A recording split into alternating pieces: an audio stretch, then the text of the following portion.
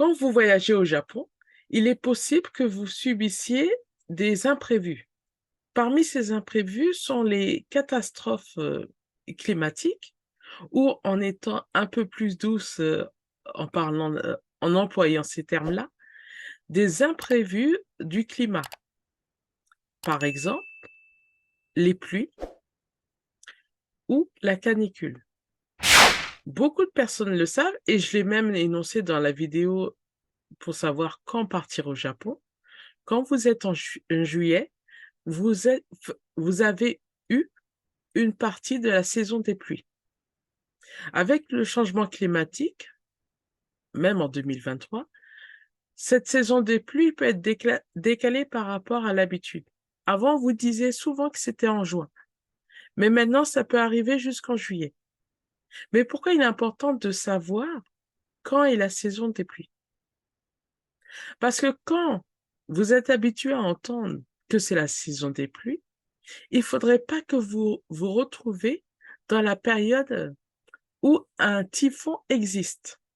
Par exemple, en 2023, lors du début de la saison des pluies, il y a eu un typhon qui est passé sur Tokyo. Et une personne que je connais sur Instagram filmait dehors en disant: Waouh, il pleut énormément sur le Japon lors de la saison des pluies. Sauf que au moment où elle était dans la période où un typhon passait sur Tokyo. Vous allez dire: «Mais elle est inconsciente, elle aurait pu se faire mal». Oui, c'est pour ça que je l'ai prévenue en disant de faire attention. Parce que comme elle avait tout le temps entendu que c'était la saison des pluies, elle pensait que c'était normal. Alors que sur cette période-là, un typhon passait sur, Tokyo. Donc attention à ça. Prenez le temps de regarder la météo de l'endroit où vous êtes ou de l'endroit, enfin, la région du Japon où vous êtes.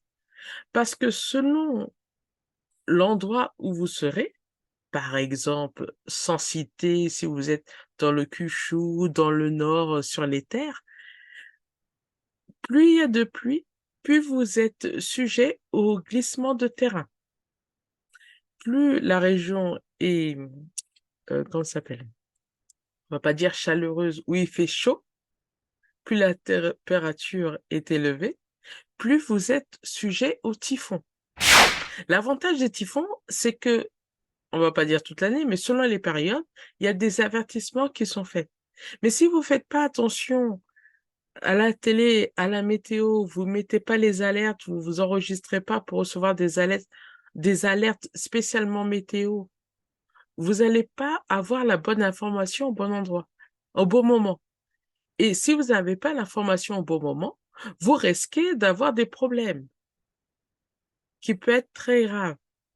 Donc attention, cette année 2023, la saison de pluie a fait des dégâts au Japon.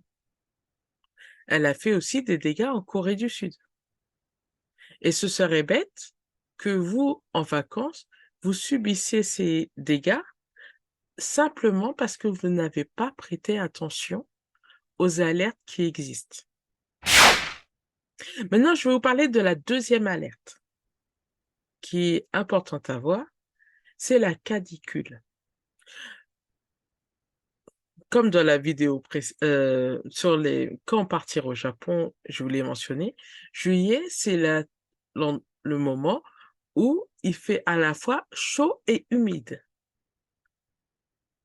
Quand il fait chaud et humide, en général, il fait très chaud et pour la majorité des personnes, c'est assez désagréable. Quand on connaît, on fait attention.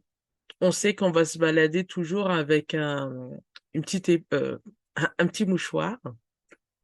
Officiellement, ça s'appelle un mouchoir, pour vous éponger régulièrement parce que vous allez vous sentir moite tout au long de la journée.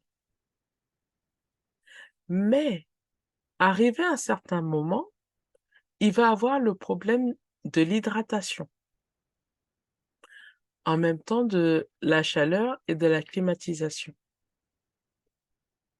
Mais au niveau de l'infrastructure électrique au Japon, il arrive aussi que vous allez avoir des coupures de courant. Pourquoi je vous parle des coupures de courant? Parce que quand il y a des alertes canicules, dans certaines régions, il y a aussi coupure d'électricité. Mais outre les coupures d'électricité, parce que c'est un problème qui est aussi mondial un petit peu partout, il y a des problèmes d'électricité, vous devez aussi gérer la chaleur. Et donc, il faut que vous vous hydratiez. Ça veut dire que pour certains, vous allez boire beaucoup d'eau.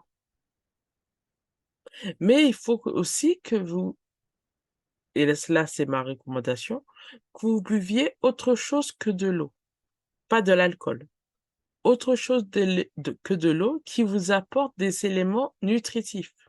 Parce que plus vous avez chaud, plus certains ont tendance à ne pas manger. Et plus si vous ne mangez pas, vous allez commencer à vous faire plus facilement des malaises. Donc, ce qui va vous emmener dans une situation un peu plus délicate, qui peut être l'hôpital. Donc, attention, il peut avoir une alerte canicule. Et si c'est ça, il faut que vous fassiez attention aussi aux alertes, à savoir qu'est-ce qui est possible dans l'endroit que vous êtes, où vous pouvez consommer ou vous rafraîchir pour ne pas vous faire un malaise, et où aussi vous pouvez aider les autres personnes, parce que nous sommes humains. Aider, c'est bien aussi, même si vous êtes étranger. Donc faites bien attention à tout ça. Au Japon, il y a des imprévus. Ça peut être les intempéries comme les fortes pluies qui emmènent des glissements de terrain, mais ça peut être aussi la canicule, auquel cas il faudrait faire très attention lors de vos déplacements. Donc j'espère avec ces conseils en tête, ces rappels, vous allez pouvoir passer de bonnes vacances même si vous voyagez en été. À bientôt dans la prochaine vidéo. Osaki ni itekimasu.